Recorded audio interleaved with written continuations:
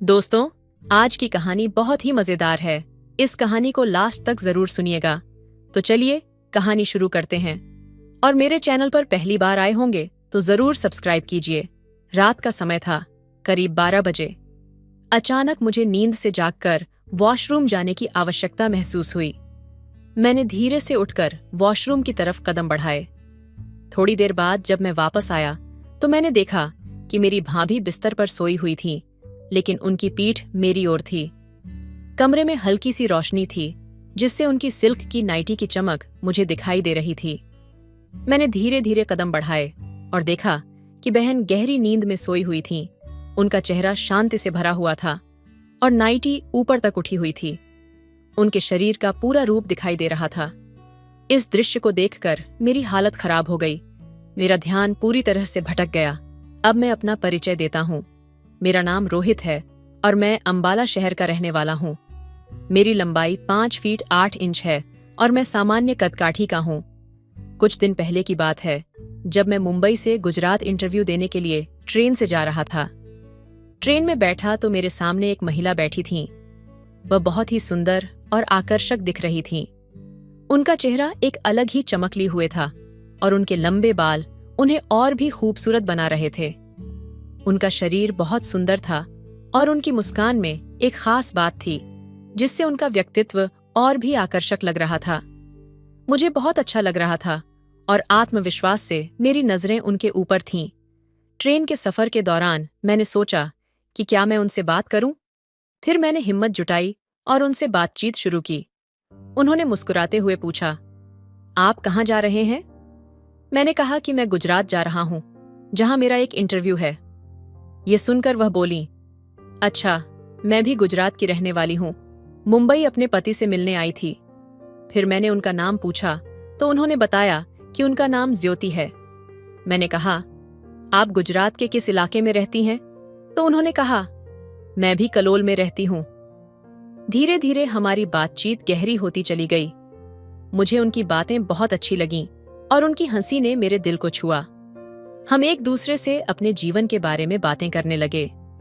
मैंने बताया कि मेरा इंटरव्यू एक ऑटोमोबाइल कंपनी में है और वह मुझे प्रोत्साहित करने लगी। सफर के दौरान हम बहुत अच्छे दोस्त बन गए। पूरी यात्रा में उनकी बातचीत और उनका साथ मुझे बहुत अच्छा लगा। रात के करीब 11 बजे ट्रेन कलोल स्टेशन पर रुकी। हम दोनों ट्रेन से बाहर निकले और मैंने देखा कि ज्योति का बैग काफी भारी था, तो मैंने उनकी मदद की। मैंने कहा, भाभी, लाओ, मैं आपका बैग उठा देता हूं। उन्होंने मुझे धन्यवाद कहा और हम दोनों स्टेशन से बाहर आ गए। क्लोल में रात गहरी हो चुकी थी और स्टेशन के आसपास ज्यादा लोग नहीं दिख रहे थे। स्टेशन के बाहर आते ही ज्योति ने मुझसे पूछा, अब रात को कहाँ ठहरने का सोचा है? मैंने सोचा कि शायद मुझे होटल ढूंढना पड़ेगा, लेकिन ज्योति ने कहा, अगर तुम्हें कोई दिक्कत न हो तो हमारे घर आ सकते हो। रात का समय था और मुझे बैग उठाने में मुश्किल हो रही थी। मैंने थोड़ी देर सोचा और फिर फैसला किया कि मुझे मदद लेनी चाहिए। पास ही में मेरी एक दोस्त का घर था, जिसे मैं भाभी कहकर बुलाता था। मुझे लगा कि उनके घर जाना होटल से बेहतर रहेगा। हम दोनों रेलवे पटरी के किनारे किनारे चलते हुए भाभी के घर की ओर बढ़े। चलते चलते मैंने भाभी से पूछा, आपका घर कितना दूर है? भाभी हंसते हुए बोली, बस थोड़ी ही दूरी पर है। तुम देखना, मेरा घर बहुत आरामदायक और अच्छा है। उनके शब्दों ने मुझे राहत दी और मैंने सोचा कि यह शायद एक नई दोस्ती की शुरुआत हो सकती है। हम उनके घर पहुंचे और भाभी ने दरवाजा खोला। उन्होंने मुझे अंदर आने को कहा। घर में हल्की सी रोशनी थी और दीवारों पर लगे चित्रों ने माहौल को और भी खास बना दिया। अंदर कदम रखते हुए मैंने कहा, थैंक यू भाभी, आपकी मदद के लिए। भाभी मुस्कुराते हुए बोली, थैंक यू तो मुझे कहना चाहिए, तुमने मेरी बहुत मदद की है। फिर उन्होंने मुझसे पूछा, तुम्हें भूख लगी है? क्या खाना पसंद करोगे? मुझे भी थोड़ी भूख लग रही थी, तो मैंने कहा, भाभी, चावल बना लो, जल्दी बन जाएंगे। भाभी हंसी और बोली, ठीक है, मैं कपड़े बदल कर आती हूँ, तुम सामने वाले कमरे में आराम करो। मैं उस कमरे में गया जहां भाभी ने इशारा किया था। वहां जाकर मैंने कपड़े बदलने के बाद हाथ मुंह धोकर खुद को तैयार किया। थोड़ी देर बाद भाभी बाहर आईं। उन्होंने काले रंग की सिल्क की नाइटी पहनी हुई थी जो बेहद खूबसूरत लग रही थी। उनके कपड़े सादे थे लेकिन उन पर बहुत अच्छे लग रहे थे। मैंने देखा और तुरंत बोला, भाभी, आप तो बहुत अच्छी लग रही हो। वह मुस्कुराईं और फिर रसोई में खाना बनाने चली गईं। मैं वहीं बैठा और फोन पर कुछ देखने लगा। भाभी रसोई में चावल और सब्जी बना रही थीं। कुछ देर बाद रसोई से खाने की खुशबू आने लगी और मेरी भूख और बढ़ गई। भाभी ने मुझे आवाज दी, खाना तैयार है, तुम मेज पर बैठ जाओ। मैं मेज पर बैठ गया और भाभी ने मेरे सामने चावल और सब्जी परोसी। हम दोनों खाना खाने लगे और आपस में बातें करने लगे। भाभी ने पूछा, कैसा है खाना? मैंने कहा, बहुत अच्छा है। फिर भाभी ने पूछा, और घर कैसा लगा? मैंने जवाब दिया, घर भी बहुत अच्छा है। फिर भाभी ने धीरे से पूछा, और घरवाली कैसी लगी? ये सुनकर मैं थोड़ा चौंका, लेकिन फिर मैंने मुस्कुराकर कहा, वह भी बहुत अच्छी है। इसके बाद हम दोनों मुस्कुराए और एक दूसरे से नजरें चुराने लगे। यह एक अच्छा और सुकून भरा पल था जिसमें हम दोनों एक दूसरे के साथ बैठकर सुकून से समय बिता रहे थे। एक दिन मैंने पूछा कि इंटरव्यू का समय कब है, तो उन्होंने बताया कि कल सुबह 10 बजे है। फिर उन्होंने हंसते हुए कहा, कोई दिक्कत नहीं है, मैं तुम्हारे लिए नाश्ता बना दूंगी, तुम खाकर निकल जाना। मैंने भी उनकी बात मान ली। हम दोनों ने साथ में खाना खाया। भोजन साधारण था लेकिन बेहद स्वादिष्ट। खाना खाते हुए हम एक दूसरे से परिवार और जीवन के अनुभवों के बारे में बात करने लगे। उन्होंने बताया कि उनके पति एक बड़ी कंपनी में काम करते हैं और वह अपनी बहन के साथ अकेली रहती हैं। उनकी सादगी और हंसी ठिठोली ने मेरे दिल में उनके लिए और भी इज्जत बढ़ा दी। समय के साथ रात हो गई और हम दोनों ने मिलकर बर्तन धोए। फिर उन्होंने कहा, तुम्हें अब आराम करना चाहिए, सुबह जल्दी उठना है ना? मैंने उनकी बात का जवाब देते हुए पूछा, आप कौन सा परफ्यूम इस्तेमाल करती हो? आपके कमरे से बहुत अच्छी महक आ रही है। उन्होंने मुस्कुराते हुए जवाब दिया, यह सिर्फ महिलाओं के लिए है, तुम्हारे पसंद का नहीं होगा। रात के सन्नाटे में जब सब कुछ शांत था, मैं उनके कमरे में लेटा था। थोड़ी देर बाद वह कमरे में आई और हंसते हुए बोली, अब क्या और पूछना चाहते हो? मैंने हंसते हुए जवाब दिया, क्या पूछना चाहती हैं? वह मेरे चेहरे को देखते हुए बोली, अगर तुम्हारी जॉब यहां लग गई तो फिर तुम कहां रहोगे? मैंने कुछ देर सोचा और कहा, कमरा लेना पड़ेगा रेंट पर। वह चुप हो गई और फिर बोली, क्या तुम मेरे घर रह सकते हो? मैंने थोड़ी संकोच से कहा, लेकिन भाभी, आपके घर पर कब तक रहूंगा? वह हंसी और बोली, तब तक जब तक तुम चाहो। मैंने फिर कहा, नहीं भाभी, ये ठीक नहीं होगा। वह समझ गई और बोली, ठीक है, तुम रेंट पर रह सकते हो, जो किराया तुम बाजार में दोगे वही मुझे दे देना, इससे मुझे भी अच्छा लगेगा। ये विचार वाकई में अच्छा था, लेकिन मैंने कहा, पहले जॉब तो लगने दो, फिर देखेंगे। उन्होंने मुस्कुराते हुए कहा, तुम्हारी जॉब पक्की है? मैंने हैरान होकर पूछा, आपको कैसे पता? उन्होंने कहा, बस मुझे यकीन है। मैंने फिर कहा, देखते हैं। फिर वह बोली, अगर जॉब लग गई तो क्या तुम मेरे घर रहोगे? मैंने सिर हिलाकर हाँ कहा और इस बात से हमारे बीच एक अच्छी समझ बन गई। थोड़ी देर बाद मैंने कहा, अब हमें सोना चाहिए, सुबह मुझे भी जल्दी उठना है। उन्होंने कहा, हाँ, मुझे भी काम पर जाना है। वे भी किसी कंपनी में काम करती थीं। मैंने पूछा, मैं कहाँ सो सकता हूँ? तो उन्होंने कहा, तुम मेरे पास सो जाओ, हम दोनों एक ही कमरे में सो सकते हैं। मैंने थोड़ी हिचकिचाहट दिखाई और कहा, नहीं, मुझे दूसरे कमरे में सोना है। उन्होंने फिर कहा, वह कमरा थोड़ा गंदा है, तुम यहीं पर मेरे कमरे में सो जाओ। आखिरकार मैंने उनकी बात मान ली और बिस्तर ले लिया। एक दिन मैं घर पर कुछ काम कर रहा था, तभी भाभी ने मुझे कहा, तुम मेरे कमरे में आराम से सो सकते हो, लेकिन अगर तुम्हें कोई परेशानी हो तो मुझे बताना। मैंने पहले तो मना किया, लेकिन फिर सोचा कि शायद इससे कोई समस्या नहीं होगी। भाभी ने मुझे कंधा देकर आराम से बिस्तर पर लेटा दिया और खुद नीचे लेट गई। कमरे में शांति और सुकून का माहौल था। धीरे धीरे मैं भी आराम से सोने की कोशिश करने लगा। रात करीब 12 बजे मुझे अचानक नींद खुली और मैंने वॉशरूम जाने का निर्णय लिया। जब वापस आया तो देखा कि भाभी उल्टा लेटी हुई थीं और मुझे ध्यान आया कि मुझे उनके साथ अधिक बातचीत करने का कोई अवसर नहीं मिला था। हालांकि मैंने सब कुछ शांतिपूर्वक लिया और फिर से सोने की कोशिश की। सुबह भाभी ने मुझे 7 बजे उठाया और चाय पीने के लिए बुलाया। मैंने कहा, भाभी, मैं चाय नहीं पीता, लेकिन उन्होंने मुस्कुराते हुए कहा, कोई बात नहीं, थोड़ी सी पी लो, मैंने तुम्हारे लिए प्यार से बनाई है।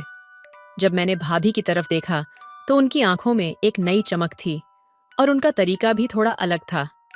फिर मैं तैयार होकर जाने लगा तो भाभी बोली, इंटरव्यू के बाद मुझसे मिलकर जाना और बताना कि क्या हुआ। मैंने ओके कहा और इंटरव्यू के लिए निकल पड़ा। इंटरव्यू के बाद मैं वापस आया तो भाभी का घर बंद था और मैंने उनका नंबर भी नहीं लिया था। मैंने सोचा, अच्छा, भाभी को फोन कर लूंगा। फिर शाम को भाभी घर लौटी और वह बहुत स्टाइलिश नजर आ रही थीं। आते ही उन्होंने कहा, ओह सॉरी, मुझे भूल गया था कि तुम मेरा इंतजार कर रहे थे। भाभी ने दरवाजा खोला और मुझे अंदर आने को कहा। वह जल्दी से कपड़े बदलने के लिए गईं और फिर एक आरामदायक टी शर्ट और लोअर पहनकर वापस आईं। भाभी ने पूछा, क्या हुआ, इंटरव्यू में कुछ समस्या हुई? मैंने उन्हें बताया, नहीं, जॉब लग गई है, बस 3 दिन बाद ज्वाइन करना है। भाभी ने खुशी से कहा, यह तो बहुत अच्छा है, फिर तुम क्यों जा रहे हो? मैंने कहा, मेरे पास ज्यादा कपड़े नहीं हैं, मुझे घर जाकर अपने परिवार से मिलना है। भाभी ने थोड़ी उदासी जताई, लेकिन फिर वह समझ गईं कि मैं वापस क्यों जा रहा था। मैं आऊंगा और कुछ जरूरी सामान भी ले आऊंगा, मैंने कहा। इस पर भाभी ने एक हल्की सी उम्मीद भरी नजरों से मुझसे पूछा, क्या तुम वापस आओगे? उनके चेहरे पर यह साफ दिख रहा था कि जैसे मेरे बिना उनका मन कहीं नहीं लग रहा हो।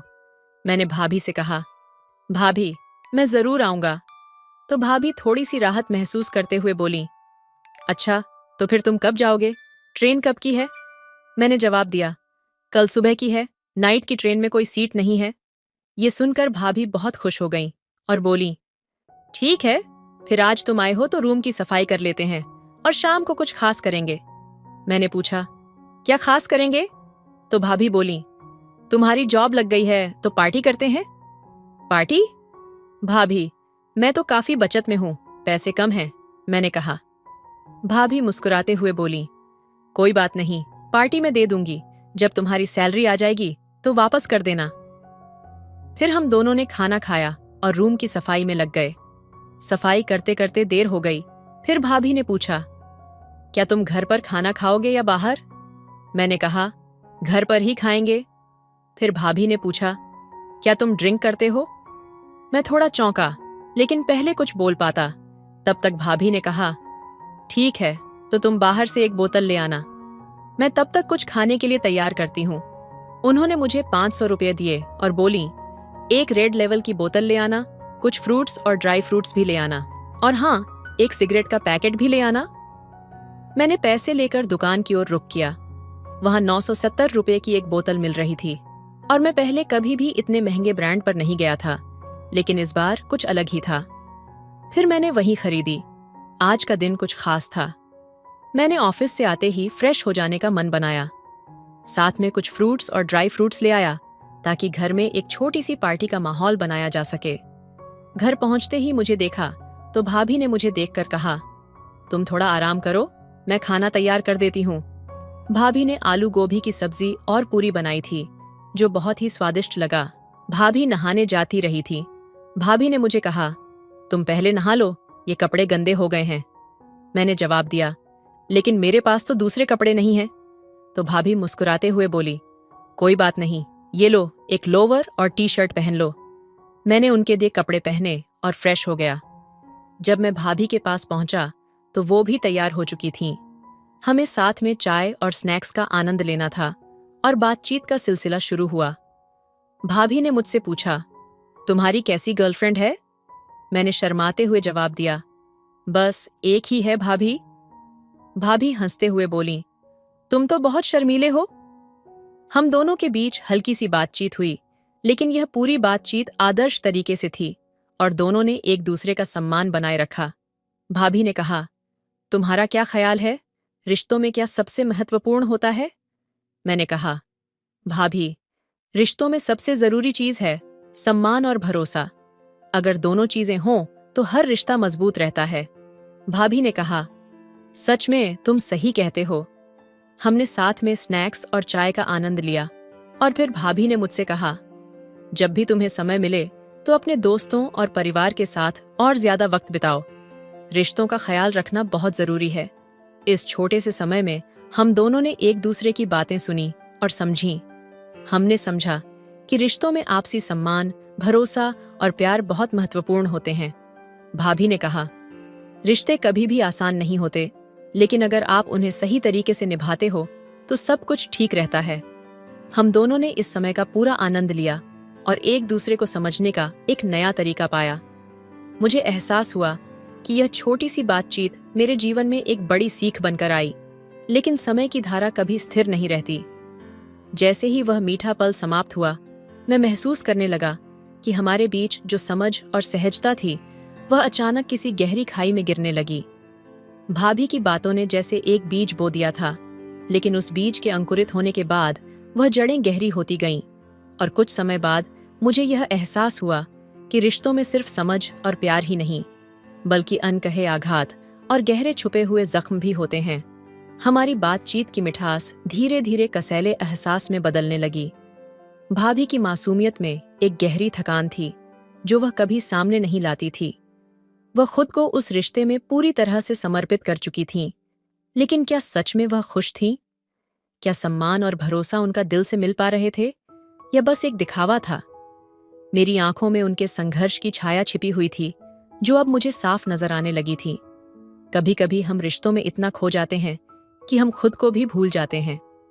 भाभी ने यह बातें मुझसे इसलिए कही थीं ताकि मैं अपने रिश्तों की अहमियत समझ सकूं, लेकिन क्या वह खुद अपने रिश्ते की अहमियत समझ पाई थीं? उनकी चुप्पी और वह हल्की सी मुस्कान जो हमेशा उनके चेहरे पर रहती थी, अब मुझे एक मास्क जैसा महसूस होने लगा था। जब वह कहती थीं, रिश्ते कभी आसान नहीं होते, तो वह अपनी पीड़ा और थकान को छुपाने की कोशिश कर रही थीं। उनका मतलब था कि हम कभी भी अपने दर्द को दूसरों से साझा नहीं कर पाते, क्योंकि रिश्तों की उम्मीदें और जिम्मेदारियां हमसे बहुत अधिक होती हैं।